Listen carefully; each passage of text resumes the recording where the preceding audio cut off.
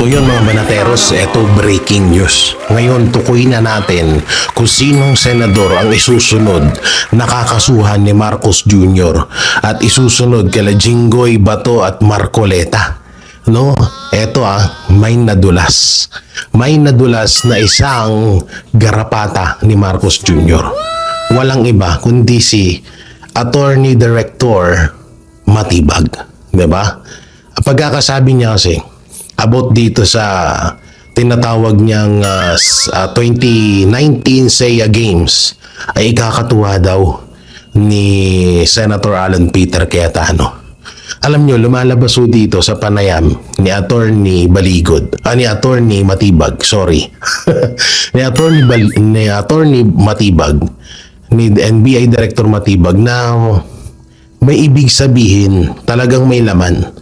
So, papaimbestigahan daw itong SEA Games nung nangyari ito nung 2019. So, kamakailan lang nababalitaan natin na may isusunod na mga senador para mabawasan yung magnuno sa impeachment laban kay Vice President Sara Duterte.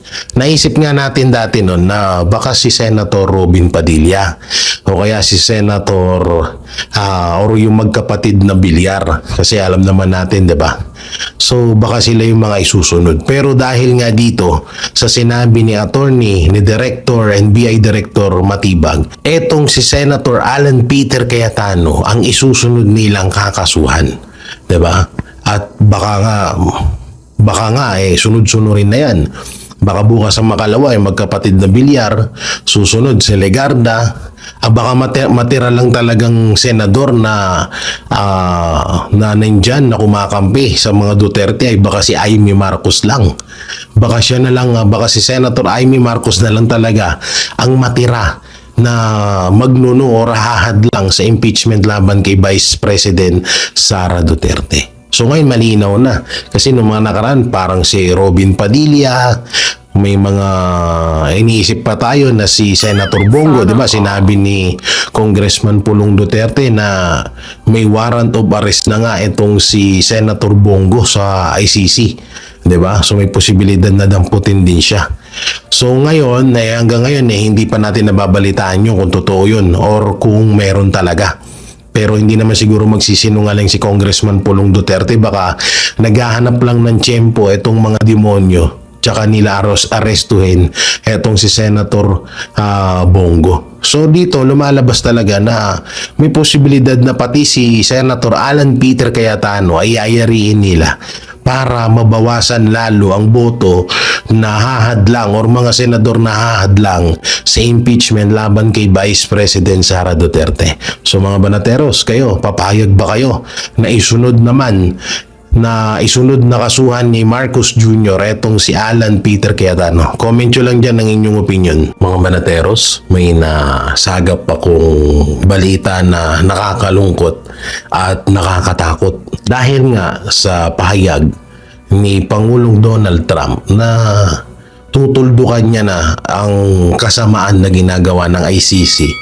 At dahil nga sa mga bansa na susuporta dito ay kakamuhian niya, may binabala ko ang ibang mga anti-Duterte na itong si Pangulong Duterte ay patayin na lamang sa daig. Grabe, no? Sana hindi to totoo. Sana talaga hindi to totoo. Mga banateros, mga kabiyaya. Kasi isipin nyo, kapag talagang tinuldukan ng US, isama na natin ng pati ang Russia at talagang pabagsakin nila itong ICC na to, may posibilidad na itong si Pangulong Duterte ay makakalaya at makakasama natin ulit. So although sinabi naman dati nila Boying Rimulya na hindi daw nila kung sakaling makalaya si Pangulong Duterte, hindi daw nila papatungtungin or pauuwiin sa bansang Pilipinas.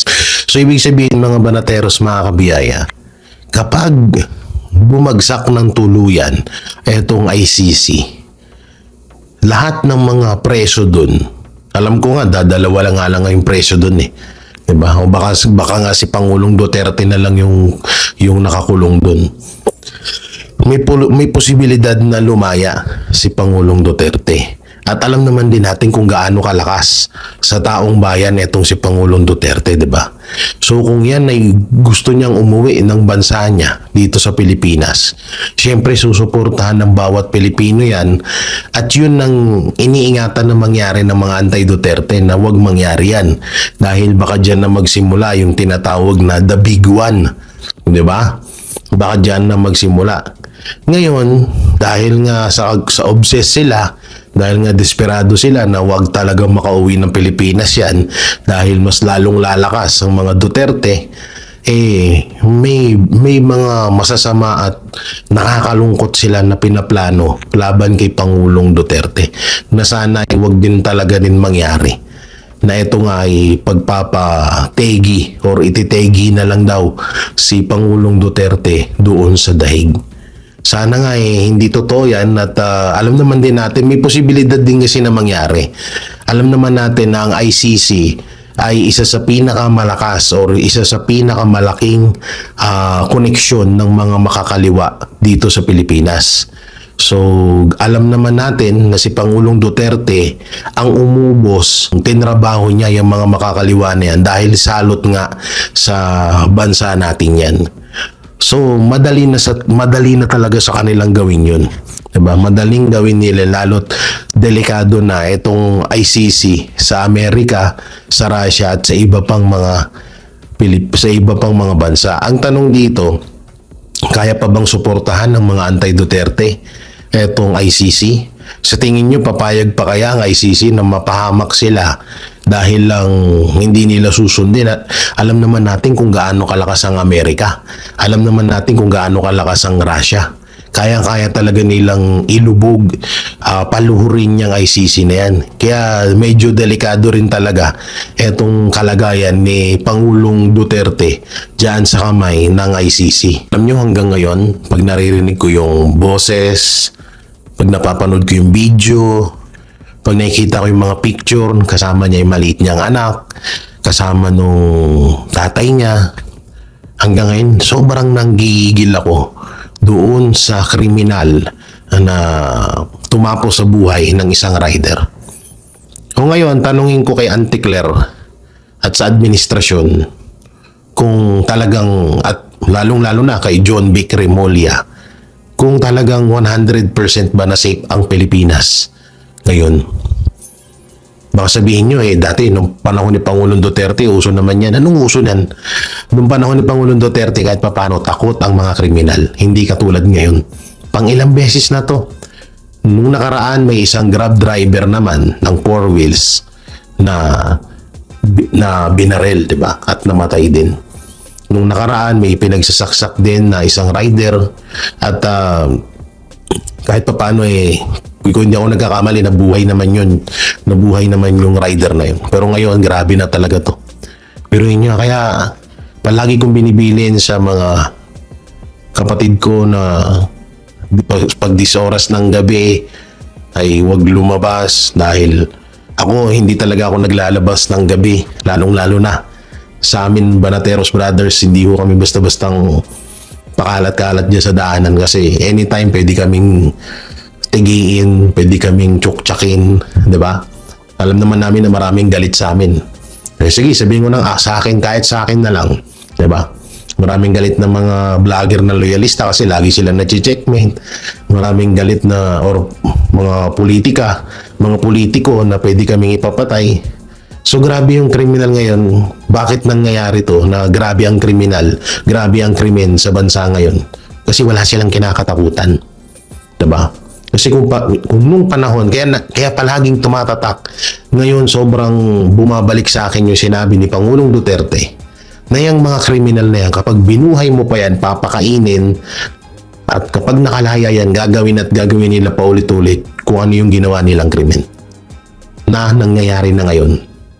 Kahit yung mga politiko ngayon, yung mga politiko dyan, na mga kawatan, pag nakulong yung mga yan, pag nakalaya yan, gagawin nila ulit yan.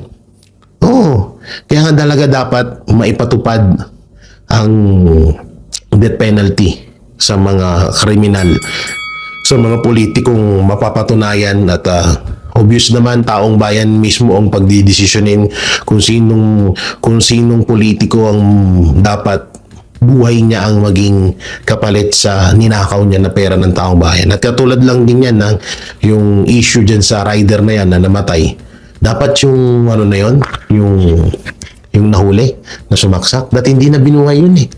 Sorry alam naman ho natin na si Ama lang ang dapat humusga, humatol sa buhay natin.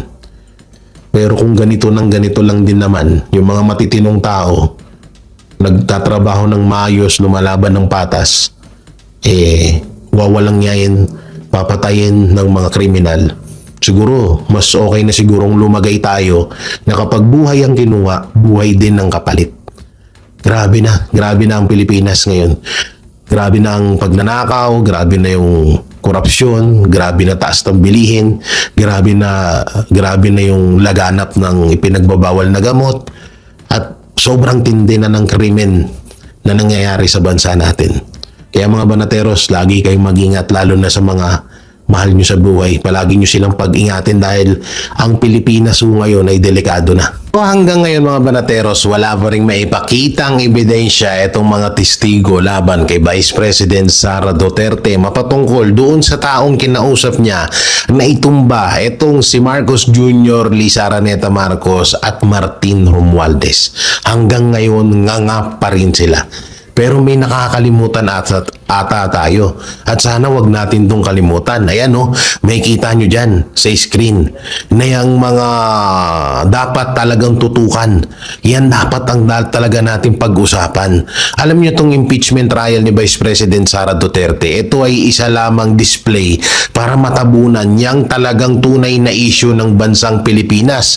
Hindi ko na siguro iisa-isahin sa inyo kung ano yung mga nandyan sa litrato na yan, mga banateros, pero ito ay dito talaga dapat tayo sumentro. Dito talaga dapat tayo, ito talaga dapat yung pag-usapan dyan sa Senado. Biruin nyo magkano yung ginagastos dyan per hearing sa impeachment na yan, na hanggang ngayon wala naman sila may pakitang ebidensya laban kay Vice President Sara Duterte. Diba? Magkano? Kung di umano, nasa 25 to 70 million ang ginagastos araw-araw dyan sa impeachment hearing na yan, impeachment trial na yan. So, anong pakinabang ng mga Pilipino dyan? Siguro mas makikinabang pa ang mga Pilipino kapag etong pinapakita ko sa inyong litrato ngayon ang mapag-uusapan natin. Puro impeachment hanggang ngayon, yung mga testigo palpak hanggang ngayon, wala silang maipakitang ebidensya laban kay Vice President Sara Duterte. Tapos gagastos tayo ng milyon-milyon sa walang kwentang trial na yan. 'Di ba? Hindi ko sinasabing hindi ko sinasabing hindi karapatan ng Senado itong impeachment na to, no? So ang pinupunto ko lang dito ay di hamak na mas mapapakinabangan ng bawat Pilipino itong issue na pinapakita, itong picture, itong mga sinangkutan na korupsyon ni Marcos Jr. na meron pa nga dyan na 500 billion, 250 billion, yung 241 billion na illegal insertion ni Martin Romualdez. Hanggang ngayon hindi na rin natin napag-usapan dahil nakatutok lang tayo sa impeachment laban kay Vice President Sara Duterte. Pangalawang testigo na. Hanggang ngayon hindi pa rin nila maipakita yung sapat na ebidensya na talagang merong pagkakamali si Vice President Sara Duterte na kahit gumamit siya doon ng lengguwahe na kapag, doon pa lang panalo na doon pa lang wala na talagang sabihin na natin na hindi na dapat pang pag-usapan tong impeachment trial na to. No? Bakit ipapapatay ba talaga ni Marcos Jr., ni Lisa, ni Romualdez, si BP Sara? Kaya takot na takot sila na baka gantihan nga sila ni Vice President Sara Duterte.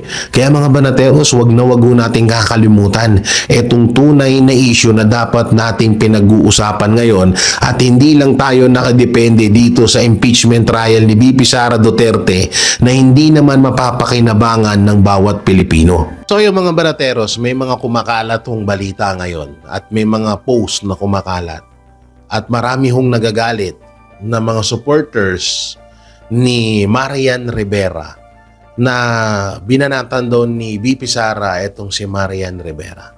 Sa totoo hindi ko na lang babasahin sa inyo, pero may isang post po na mapapanood nyo mamaya 8:30 AM Pinas time sa aking YouTube channel na J. Guevara TV. May mga sinabi ho doon sa post na about daw sa mga pinagsasabi ni VP Sara. At ito naman si VP Sara ay pinagmumura ng isa sa mga number 1 fan ata nito ni Marian Rivera. Alam niyo mga banatero, sana bago ho tayo maniwala sa mga ganitong post. At alam din naman ho natin at alam ko kung sino ho nagpapalaganap ng ganitong mga post. Siyempre walang iba kundi yung mga anti-Duterte. Yung mga DDH, mga diehard Duterte haters na gagawin ng lahat para lang masira ang mga Duterte kasi nga wala silang additional na talent fee pag hindi sila nakagawa ng issue laban kay VP Sara. May issue pa nga ngayon na buntis daw si VP Sara, nagpalaglag daw ng bata si VP Sara sa ibang bansa. What? Putay na, ang gwapo-gwapo na asawa ni VP Sara, bakit niya kailangan makipag-tsuktsakan sa ibang lalaki? Gago ka ba? Ngayon, pati itong si Marian Rivera, dahil nga siguro naisip nila na malaki ang fan page ni Marian Rivera, kaya siguro ginagapang ng mga loyalista etong mga followers ni Marian Rivera para pag-awayin or magalit yung mga supporters ni Marian Rivera kay Vice President Sara Duterte. So, kung may mabasa man po kayo, may mapanood man po kayo ng mga balita mapatungkol sa mga kay VP Sara at kay Marian Rivera, dapat kapag napanood nyo po yan sa SMNI at sa Net25, siguro dun maniniwala na tayo dyan, di ba?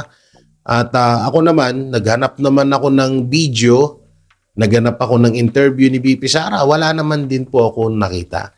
Pero kung gusto nyo pong mapanood yung post or makita yung post na about sa sinabi daw ni VP Sara Duterte about kay Marian Rivera, mapapanood nyo po mamaya 8:30 AM Pinas time sa aking YouTube channel. So, mga barateros, huwag kayo basta-basta magpapaniwala sa mga anti-Duterte. Sobrang obvious naman na paninira lang yung ginagawa nila laban kay Vice President Sara Duterte. Kaya ako sa inyo, kabago muna kayo maniwala dyan sa mga tulonggis na yan, ay alamin nyo muna sa SMNI kung may balita bang ganyan at may sinabi bang ganyan si Vice President. Pulong Donald Trump nagbabala na kay Marcos Jr. Ito na nga ba sinasabi ko, 'di ba? So bakit ko ba sinabi na kay Marcos Jr. rekta itong warning ni President Donald Trump sa mga bansa na sumusuporta sa ICC? Bakit, ano ba yung ginagawa ni Pangulong Bongbong Marcos, 'di ba? Ano bang ginagawa niya? 'Di ba sinusuportahan niya ang ICC? 'Di ba ipinadala niya nga doon si Pangulong Duterte? At di umano, hindi ko sinasabi to na mismong personal na opinion ko, kundi narinig ko to sa iba't ibang mga kilalang personalidad mapatungkol na at mga professional magbigay ng topic dito sa issue ng politics world sa Pilipinas na di umano ay pinupondohan ng Administrasyong Marcos ang ICC. At kamakailan lang, napakaliwanag mga banateros na makikita rin ho natin na biruin mo, pinapa-aresto nila ang binoto ng halos 20 plus million na mga na Pilipino na senador na si Senator Bato de la Rosa. Sa pamamagitan po yan ng ICC warrant. So kung galit si Donald Trump at kung halimbawa na mag-declare si Donald Trump ng gera mapatungkol sa mga bansang sumusuporta sa ICC, pati ang Pilipinas damay dun. Dahil obvious na obvious at hindi naman tulongges, hindi naman tanga etong si Pangulong Donald Trump na hindi niya malalaman at hindi niya mapapansin etong mga pinaggagawa at suporta ni Marcos Jr. sa ICC. Kaya ang Pilipinas delikado dito. Ngayon nagwa-warning na si Donald Trump. Ewan ko na lang kung talagang matigas lang talaga ang mukha ng palasyo, ang mukha ni Marcos Jr. at hindi niya pa talaga to tantanan na makikipag-apid dito sa ICC. At kamakailan nga naglabas ito or kanina, di ko alam kung kanina or kahapon, naglabas na rin ng pahayag itong kampo ng palasyo na wala daw silang kinalaman kinalaman. Paano walang kinalaman? Kayo na nga lang yung bansa na bumuhay sa ICC. Totoo nga yun eh. No, ang Pilipinas po ang bumuhay sa ICC. Ang Administrasyong Marcos ang bumuhay sa ICC. Pawala na yan eh. Mawawala na yan dahil una-una wala naman ng trial na nagaganap dyan. Tinanggalan na rin ng mga pondo yan. Nakipagkalas na rin yung ibang mga bansa dyan sa ICC. Pero dahil kay Pangulong Bongbong Marcos na ipinadala niya si Pangulong Duterte, isinorender niya sa ICC at di umano ay pinuponduhan nito ng Administrasyong Marcos, kaya nabuhay at nagkaroon na naman ng sungay etong ICC na kinakamuhian ng Presidente ng Amerika. So mga banateros, kayo ba? Pabor pa rin ba kayo sa ginagawa ni Marcos Jr. na sanib puwersa sa ICC na kahit may posibilidad na malagay tayo sa alanganin sa galit ng Amerika? Well, we just received informations tungkol dun sa pangyayari dun sa PSCOC, yung Philippine Sea Games Organizing Committee, no? And we in possession of documents already na meron talagang kailangan imbestigahan because there are a huge amount of money na na-involved dito. So hindi naman to renewed interest. It so happen na may mga lumabas kayo na dokumento which will lead us to investigate. Kasi lahat naman talaga ng issue na pumapasok dito with regards to corruption or anything, even ordinary cases, pag dinala sa amin, we will investigate. Una-una, hindi naman ako nakikipagbakayan sa kanya. I'm always respectful to everybody, especially to the member of the Senate. It so happens siguro na siya involved dito, no? At tayo naman, ang record naman ng NBI, we'll always go where the evidence will lead us, kung ano yung batas, kung ano yung proseso. First po, we want to clarify yung sinabi niyo po kahapon. Medyo vague kasi sir. Sabi niyo may malaking kasong nakaabang on the SEA Games po na sports complex. No, so, wait na sir. May possible po ba na na-identify na po kayo, nakakasuhan niyo? Well, we just received informations tungkol dun sa pangyayari dun sa PSCOC, yung Philippine Sea Games Organizing Committee, no?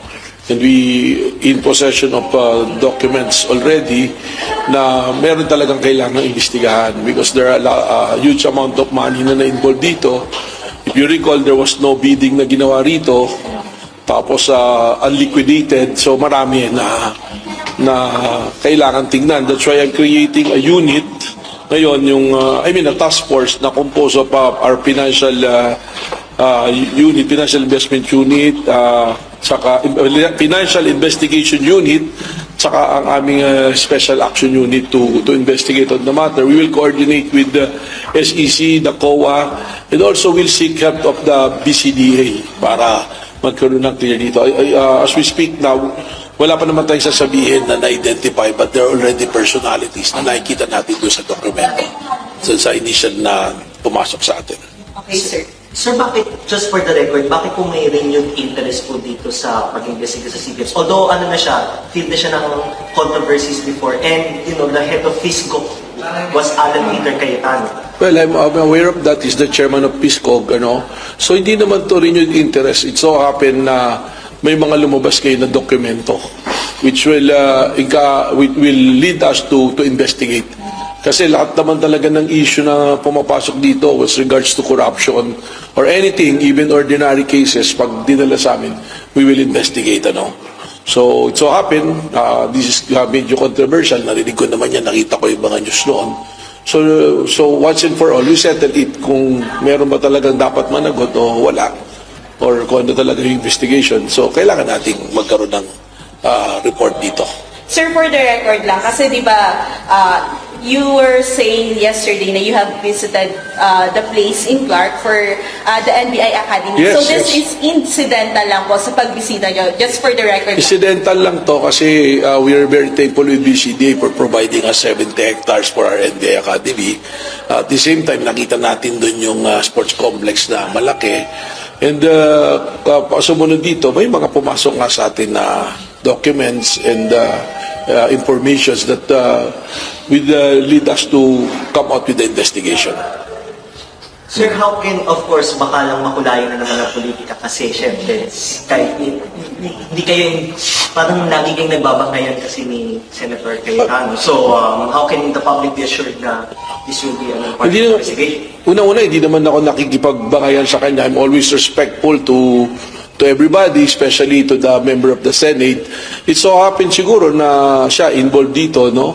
At tayo naman, ang record naman ng NBI, will always go where the evidence will lead us, kung ano yung batas, kung ano yung proseso, no? So, kung sa kailangan natin siyang tanungin, we will respectfully ask him and to give light to this. And I'm sure si Senator Alan, kung siya kasama rin dito, I'm sure that he will appreciate na maimbestigahan natin dito ng maayos. Sir, regarding sa impeachment, you have confirmed that you will go sa Senate sa Monday. Yes. Are we expecting, what are we expecting po na from the NBI side po sa pag-testify niyo po?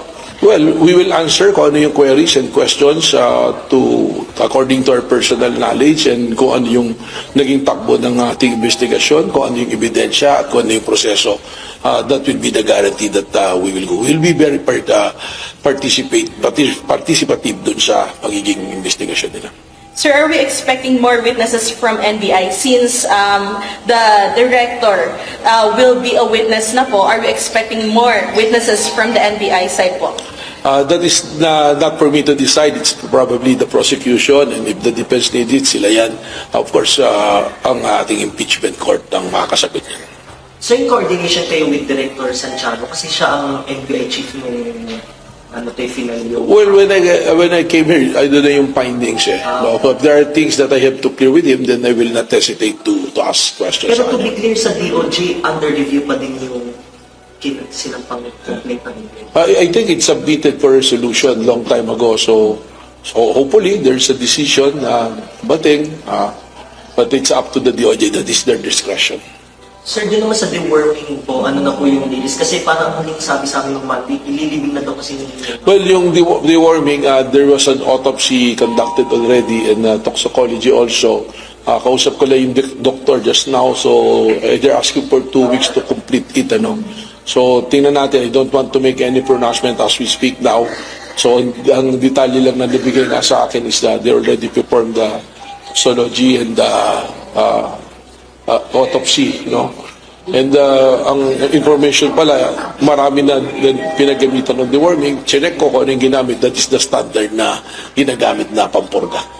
So yung autopsy, ngayon na po naganap, kahapon. I hindi ko alam yung date, but they're asking for me to give the report within the two-week period. May iba pa po bang iimbestigahan doon? Like yung mismong school, may... That is a subject of investigation by our homicide division. Okay. Nasa homicide Sir, division. so nagkaroon na po ng coordination sa DepEd. I'm sure na nag-coordinate na yung mga tao namin. Sir, regarding this sa lawyer, sir, yun na last time, ng NBI. So, meron po ba tayong update doon, sir, kung ano na po sa Na-inquest na siya. DOJ? Napaila na siya ng case. Saan siya na-invest? Hindi ko alam kung sa NPS siya dinala or kung sa Taguig kasi doon nahuli yan eh. Okay. So, are we expecting, sir, na mag-file na po ng case doon sa Yeah, DOJ? when na-inquest yan, definitely there's already been a case na napaila.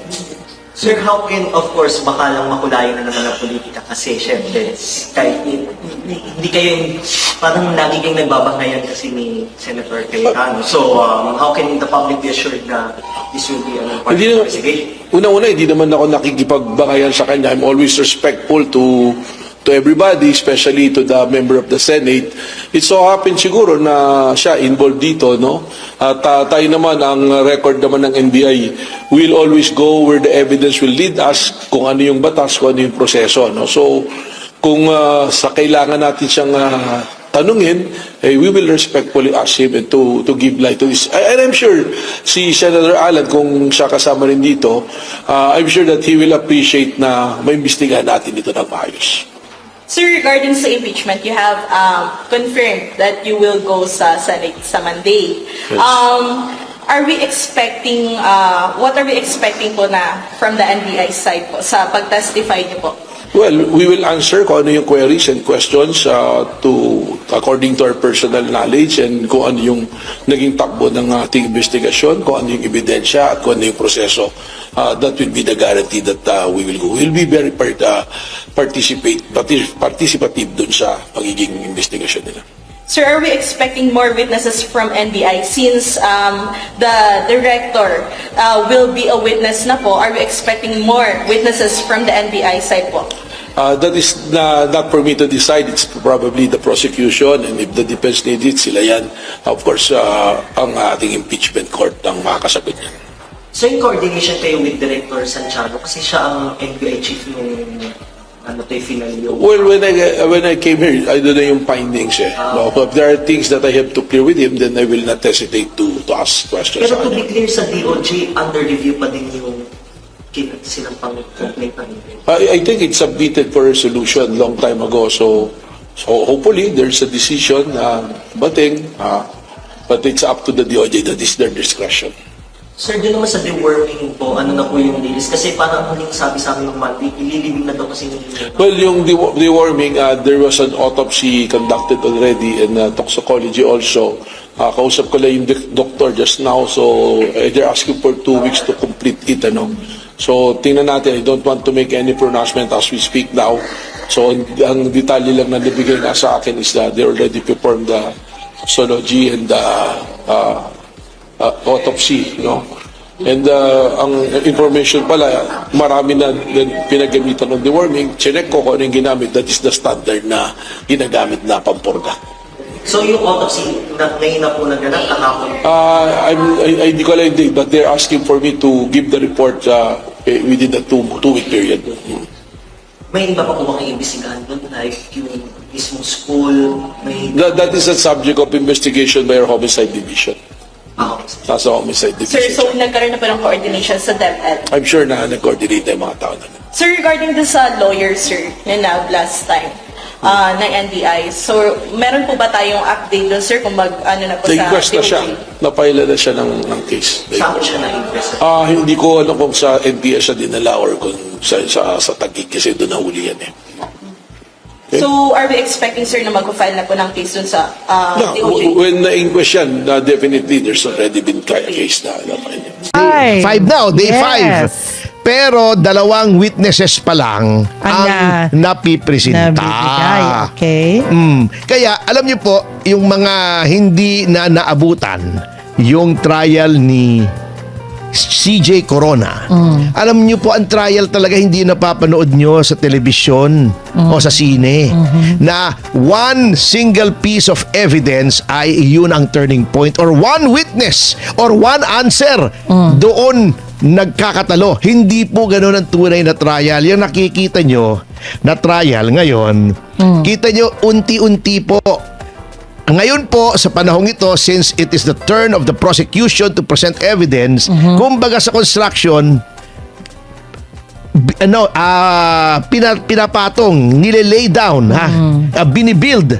Hinuhulma. Oo, Sa hinuhulma tama. or Yan, tinatama. kinoconstruct ng prosecution yung kanilang kaso. Opo. Ang trabaho naman ng depensa, yung inaangat nila, yung pinapatong-patong nila na ebidensya piece by piece, Tinitingnan din. ginigiba naman. Pinapatumba naman. Ganon talaga. Ganon daw. Wala tayong Battle. nagagawa. Battle of the brain ba yan? Oh, that is how a trial is. Yo. Ngayon, yung sinasabi nila, may mga nag-assess na mas magaling daw si ganito, mas magaling si ganon. Alam niyo po, hindi po nakukuha yan sa forma ng abogado o sa lakas ng boses o yung parang acting. Hindi po nakukuha yan. Nakukuha rin po yan. Hopefully. Kasi alam nyo, bagamat impeachment court, hukuman yan. Yes. We have to concede na talagang it is also political. At meron mga tao dyan. Oy, hype mo 1,500 live viewers sa DZAR YouTube. Congratulations. Oo. Hopefully, maging impartial. Kasi yun ang sinumpaan nila. Pero hindi po natin maaalis na may mga tao dyan either pro-conviction or anti-conviction na buo na ang isip. So, Ayun. it is my prayer na gampanan po nila ang kanilang tungkulin na sinumpaan nila na maging impartial at tignan yung ebidensya. Yan. At sa tingin ko po, sa ngayon, kung with respect to Article 4, of course, may full disclosure naman ako sa inyo. Opo. You always know where I'm coming from. Yes. Ako ay isang opisyal ng Partido Demokratiko Pilipino at kampi kami kay VP Sara, pero I'm trying to be as objective as I can. Ay para sa akin, hindi pa po na-establish yung threat kasi alam nyo, hindi po sufficiente. Oo, may video. Okay. Okay, may nagtestigo na yung video ay authentic. Ayan. Totoo. Hindi falsifikado, authentic, di ba? English ba yan? Tagalog? Hindi, authentic, di ba? Sige. Oo. Nauuwi sa Tagalog eh. Sige na. Ibig sabihin, genuine siya. Genuine. Oo. Okay. At sinabi daw talaga ni VP Sara yun. That being as it may, ay Yes. ang legal question pa rin is, yun ba ay threat? Number one. Kasi condition may condition Opo. Number two, yun ba, assuming na sinabi ngayon at naramdaman ng Pangulo na siya ay threatened, yun ba ay betrayal of public trust? Tingin ko hindi Kasi Sa tingin ito ko, po ay hindi criminal case, hindi naman natin tinitingnan kung may grave threats dito or even sedition. Nilabag ba ng pangalawang Pangulo ang pagtitiwala na ibinigay nila kay pangalawang Pangulong Duterte nung hinalal siya? Sa tingin ko hindi pa rin. Hindi pa, alam mo, bakit? Sabihin mo. Kaya pag-usapan natin yan. Kasi naman, pag ang threat ay kagaya sa kanong ngayon, walang nakikitang tao talagang kinuha o hitman. Wala yun, naman ganun. Yung presensya ng hitman na yun, wala naman yun eh. Parang pinipilit na lang na palabasing meron. Tama. Isa yun. Tama. Magaling. Meron ang nakita ata hit-hitman. Yung hinihit-hit. Ewan ko kung ano hinihit-hitman. Hindi po, Hit-hitman. sa totoo lang po. Kasi alam mo sir, marami kasing ganyan na yung takot, pinalalabas na takot. Mali. Yung wag yung nating exaggerated yung mga bagay-bagay na wala naman talaga. Hindi, pangalawa, ito Oh. Di ba sabi nila, betrayal of public trust. Sino bang mataas ang trust rating? Siya. Di ba yun ang public trust ng publiko? Ibig sabihin, Kwentahin ninyo. yung pagtitiwala na ibinigay kay Vice President noon ay hindi nawawala. Yes. May tiwala pa rin sa kanya. Sinong mababa ang public trust? Si Kuya, yung ngayon. Sino kuya? Si PBBM. Ngayon, di ba? Hindi ba kung Kuya na lang. maglilitis tayo? Sino bang may betrayal of public trust? Sino bang tao na laging pinagsasabihin ng milyon-milyong Pilipino, kaya negative 35, 38 ba, kung ano man, Hindi depende kasi- sa survey. Sino bang tao sinasabi ng mga Betrayal. na mga botante, uy, nabudol mo kami. Yun. Binoto ka namin. Yun ang masakit. Nagkamali kami. Yun ang betrayal Masakit na of public katotohanan. trust. Opo. Di ba? Yun. Nagtiwala kami sa iyo, binigo mo kami dahil may insertion, may flood control, nagugutom kami, wala May kaming ghost trabaho, project. ghost project, mataas ang bilihin. Yun ang betrayal of public trust. Oo. Yan. May nagtiwala kami na pabubutihin mo ang buhay namin. Nagtiwala kami na pabubutihin nyo Yes. ang pamamalakad sa pamahalaan. Nagtiwala kami na ipagpapatuloy ninyo Yung yung maganda. sinimulan ni Pangulong Duterte laban sa kriminalidad, Yun. di ba? Laban tungkol sa ating relasyon sa ibang bansa, Opo. tungkol sa ating mga bilihin sa Yan. healthcare, di ba? Anong ginawa mo? Baliktad. Yun ang betrayal of public trust. Kaya bagsak ang kanyang rating. trust Rating. alam mo naman, Masakit yun. talaga yung trust kung wala na yon, you cannot govern. 'Di ba? Sabi nga nila pagtitiwala ay importante. Ay, ala, sorry. Pag nawala yun, yung pagtitiwala, Oo, Trust! pagtitiwala. Sige, doon tayo sa trust. Ay, mahihirapan ka na. Masagwa ang Tagalog niya. At Oh. speaking of wala, Oh. ano ba naman itong prosecution? Yun na. Bakit parang yung kanilang testigo pa ang nagdidikta kung kailan siya magte-testify? Yun ay mali. Ito. Okay. Alam nyo, gawin nyo to sa regular na korte. Magagalit sa yung huwes, lalo na pag Opo. sinabi ng noong iyong abogados, Your Honor, on such and such a date, magte-testify yung aking testigo. Darating siya rito, uupo siya sa witness stand at siya ay aking i-examine. Oh. At dumating yon at anong dahilan? Sana, may malubhang sakit po eh. Oh, sana. Pero Or, hindi eh. may namatayan. Hindi rin. Oh. May biyahe. May biyahe sa Thailand. Ayun. Biyahe na ano? Biyahe na konbensyon. Convention. Konbensyon. So, mas importante pa yung konbensyon. Iyan Kaysa po doon. ang dahilan ni NBI Director Matibag. Oo. Which is hindi pumayag. Hindi. Pumayag. Hindi siya makaka-testify. Kaya Oo. hindi, Hindi. pumalag. Pumalag ang mga senador. Pumalag ang Oo. ilang senador at Senador. yung defense, syempre, Opo. papalag yun eh. Para nakaka-insulto nga naman yun, mas importante pa yun.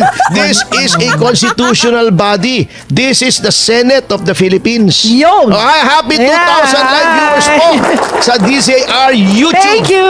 Oo, Thank you, maraming guys. salamat po. Yeah. At least tayo mayroong pagtitiwala. Salamat hindi po. nawawala. Sa inyong trust. Oo, yan. Anyway, mabalik tayo rito. Mas importante pa ba yan?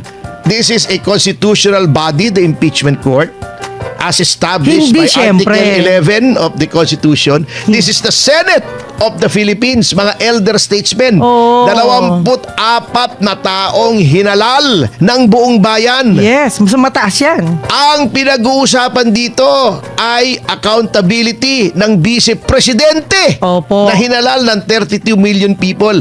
Uunahin mo With transparency. yung junket. Alam naman natin yung mga Regional Summit on Transnational Crime Chuchu-Chuchu mas importante pa ba yan? Mas importante pa yung banyaga o sabihin mo ng hosted by the FBI. Mas importante pa sila? Haller! Di ba? Hindi, minamadali na nga tong impeachment eh. Pinapadali na nga at sabi, Bakit tumatagal? ayun nga ang sinasabi lagi, Oh. dinedelay ng depensa, kayo tong walang witness, bago, ang gulo ninyo. Di ba? Di ba? Kaya pumalag. Pati si Senate President Gatchalian, Opo. medyo na bad trip ng konti. At last, nagsalita siya. May boses, may boses. May boses, oo. Aha. Yun ang naging problema rito. Ito pa, just to show you kung gaano kagulo ang tirada ng prosecution. Di ba sabi nun, ipipresenta daw si Atty. Sulaika. Oh. Di ba si Sulaika yun sa Going Bananas? Iba naman. Hindi pala. Sorry. Si Suraida pala yun. Ay, naman yun. Maganda to eh. Oo, maganda to. Si Suraida pala yun. Iba pala. Sulaika pala ito. Sulaika. Anyway, napapunta na rin tayo sa komedyante. Ito napapansin ko lang naman. Huwag namang magagalit sa akin. At hindi naman to reflection sa galing ni Attorney Ligutan. May nagsabi lang sa akin at nakita ko medyo totoo Aha. Si Attorney Ligutan daw, natatanda mo si Bentot. Ay, buhay pa si Bentot. Di ba? Hindi, patay na yata. Kapartner niya buhay pa. Hindi, si Bentot Jr. yata yung sinasabi yun. mo. Yung tatay, Yung tignan mo sa tatay. internet. Kamukha nga nga. ni Attorney Ligutan. Wala akong sinasabi sa abilidad niya. Isa kamukha kasalanan ba niya yung kamukha niya si sombrero Bentot? ba?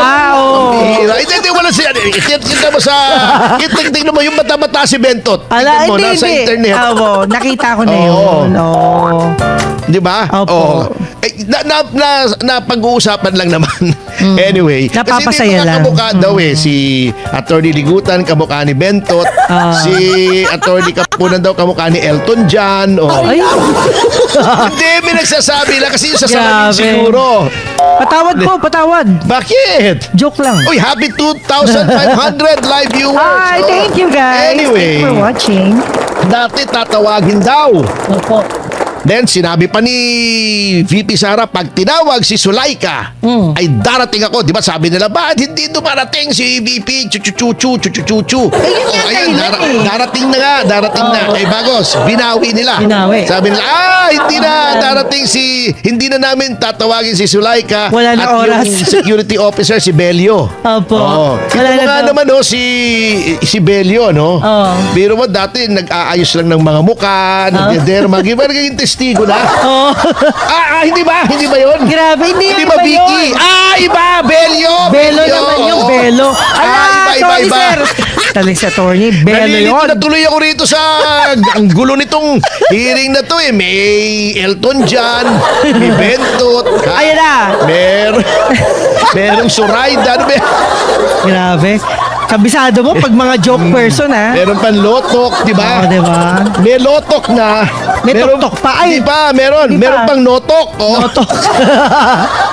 Hindi at kaya least- kasama niya si Tommy Manotok.